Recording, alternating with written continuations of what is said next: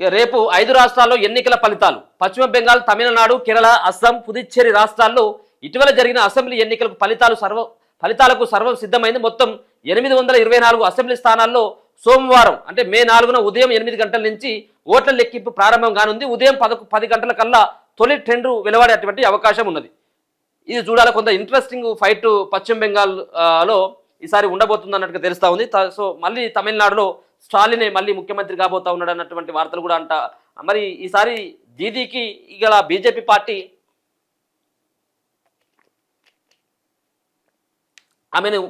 ఆమెను ముఖ్యమంత్రి పీఠానికి ఈసారి బీజేపీ దగ్గరగా ఉంది అన్నటువంటి వార్తలు అయితే వస్తూ ఉన్నాయి. సో మొత్తానికి రేపు 10 గంటల కల్లా ట్రెండ్స్ కొంత తెలుస్తూ ఉంటాయి.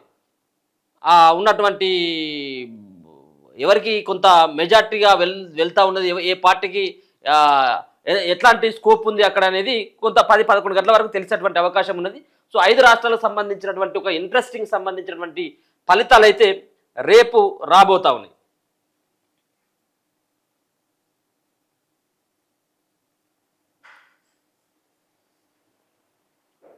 పశ్చిమ బెంగాల్, తమిళనాడు, కేరళ, అస్సాం రాష్ట్రాలతో పాటు పుదుచ్చేరిలో జరిగిన అసెంబ్లీ ఎన్నికల ఫలితాలకు సర్వం సిద్ధమైంది. మొత్తం 824 అసెంబ్లీ స్థానాలు రేపు 8 గంటల నుంచి ఓట్ల లెక్కింపు ప్రారంభమవుతుంది.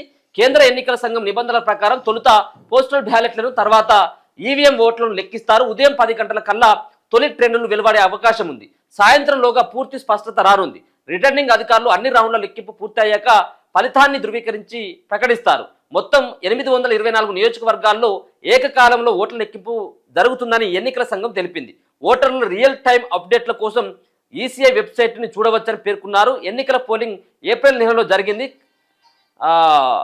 అస్సాం, కేరళ, పుదుచ్చేరిలో ఏప్రిల్ 9న, తమిళనాడులో ఏప్రిల్ 23న, పశ్చిమ బెంగాల్లో ఏప్రిల్